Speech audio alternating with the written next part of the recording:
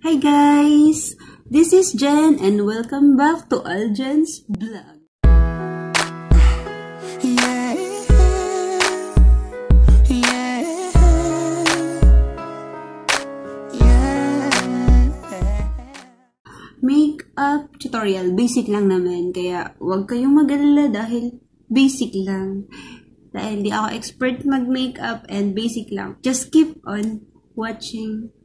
Then, umpisahan ko na yung tutorial ko. So, ito kasing makeup na to, tatandaan ko, ganito ako mag-ayos lang. Nung nag-work pa ako, ganito lang ako mag-ayos. Bago ako mag-apply ng mga ibang product sa mukha ko, nag-wash muna ako.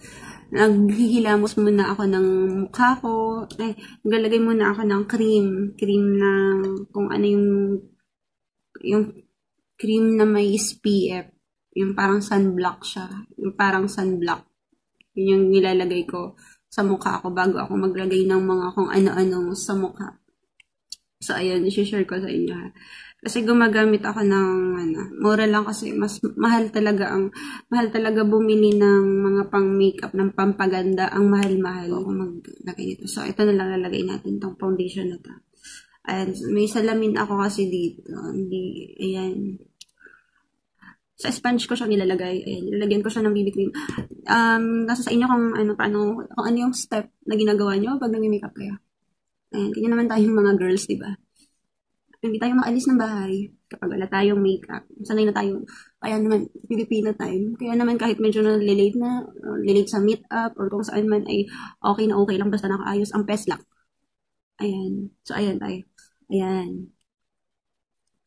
Ito. Ilalagyan ko muna siya ng BB cream para fresh siya. Fresh. Itong kasing BB cream ko. Ayan. Nakikita nyo. And, kung ano yung inilagay natin sa mukha natin na foundation or cream or kung ano man, yun din ang ilalagay natin sa ating leeg. Ayan, sa leeg. Para syempre pantay siya sa kulay ng face natin. Hindi naman pwedeng maputi yung face natin, pero yung leeg natin maitim. Kailangan habol lang siya sa kulay ng face. Para magandang tingnan syempre. Kasi di ba yun naman ang unang nakikita? So, syempre yung yung mukha mo, kasi yung leeg mo. Pag nakita, parang maitim naman yung leeg mo, ganyan. Pero yung mukha mo sobrang ispasol na. Ayan, kailangan nakapantay siya. And manipis lang ako maglagay ng BB cream. Hindi yung, kasi oily yung mukha ko. Yung BB cream ko, ang texture niya, yung parang dry talaga siya, parang powder finish. Parang ganun. Parang siyang ganun. Ayan, dahil nakapaglagay na tayo ng BB cream. Ayan. Para lang mawala yung haggard look, nilalagyan ko siya ng BB cream. So, ito. After ko maglagay ng BB cream, yung Everbilena. Ayan.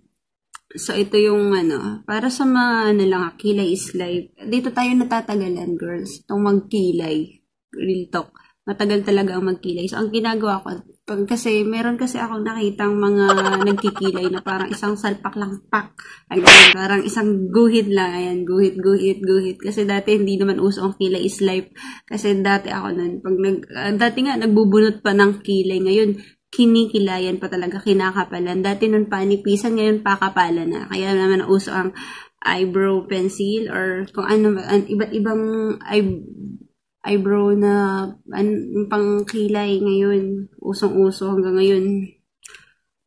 And maganda naman nga siya, lalo na kapag maganda yung line ng kilay natin. So, hindi buhay ang makeup or kung ano man kung wala tayong kilay. So, ayan guys. Huwag na kayong magbunot ng kilay dahil pakapalan ng kilay ngayon. So, ito. So, ang ginagawa ko kasi matagal itong magkilay. Minsan hindi pantay, minsan makapal yung kabila, minsan ito. Kasi ang ginagawa ko, nilaline ko muna siya dito. Sinusundan ko lang yung line ng kilay ko, kung anong shape ng kilay ko, yun lang yung susundan nyo. So, ayan. Dahil nga hindi natin makikita ito. Ayan. So, ganito ang ginagawa ko, guys. Nilaline lang natin siya. Guguhitan. Kasi ako, itong technique ko para pantay agad or mabilis tayo makapagkilay.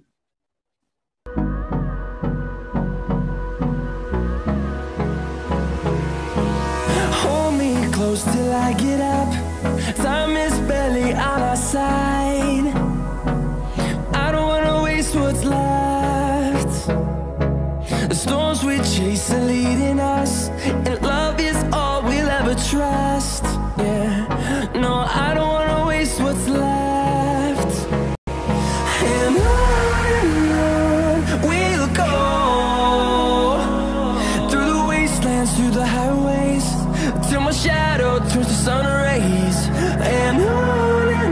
Ayan. Kung nakikita nyo, may line yung kilay ko. Ayan.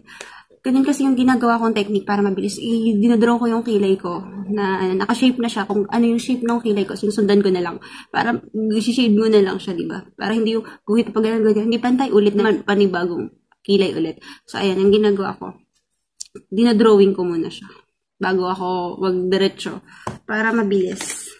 And then, ayan. Sana lang hindi makapakapal. Dahil itim yung ginamit natin.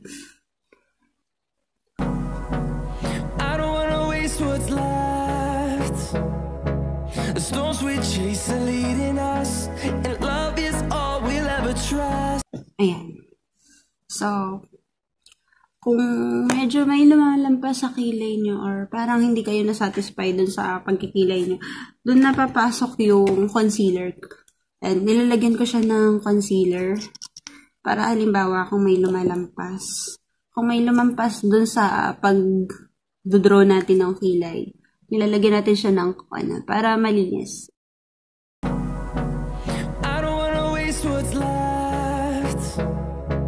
The storms we chase are leading us, and love is all we'll ever trust. Yeah, no, I don't wanna waste what's left. And on we'll go, through the wastelands, through the highways, till my shadow turns to sun rays. And on we'll go,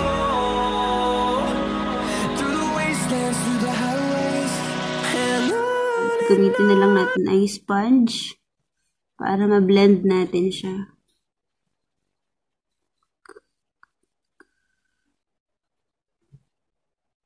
Ayan.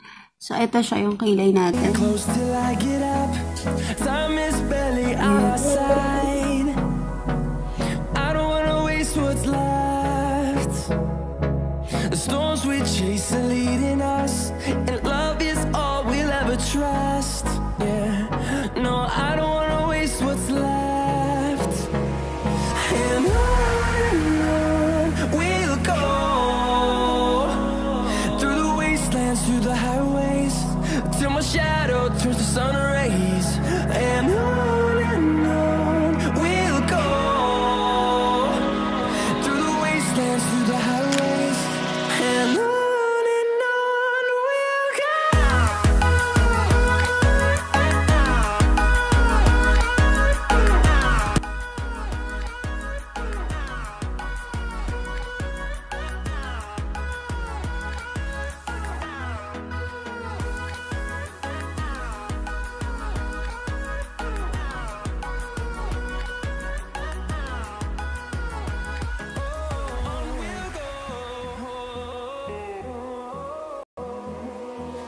Finding life along the way, melodies we haven't played.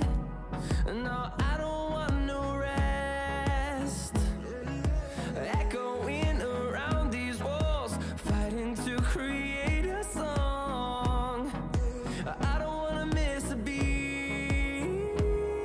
And on we'll go, through the wastelands, through the highways, till my shadow turns to sun rays. And on we'll go, through the wastelands, through the highways.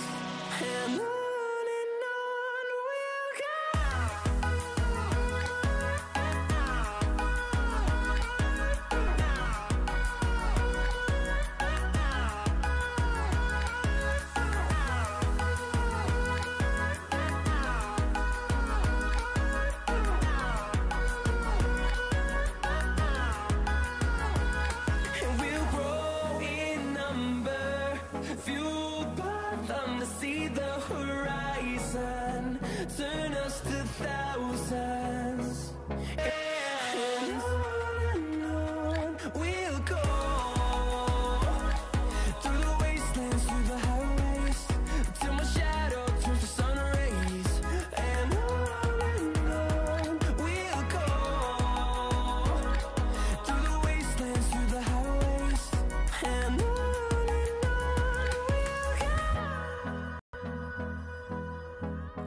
ayun guys, yun lang ang kinaya ng basic tutorial ko. And sana nag-enjoy kayo at nagustuhan nyo yung video na ginawa kong tutorial sa murang makeup. Ayan. So, sana nagustuhan nyo. And don't forget to click the subscribe button and the notification bell para sa iba pang videos na i-upload ko ay manotif kayo. Thank you and God bless you all.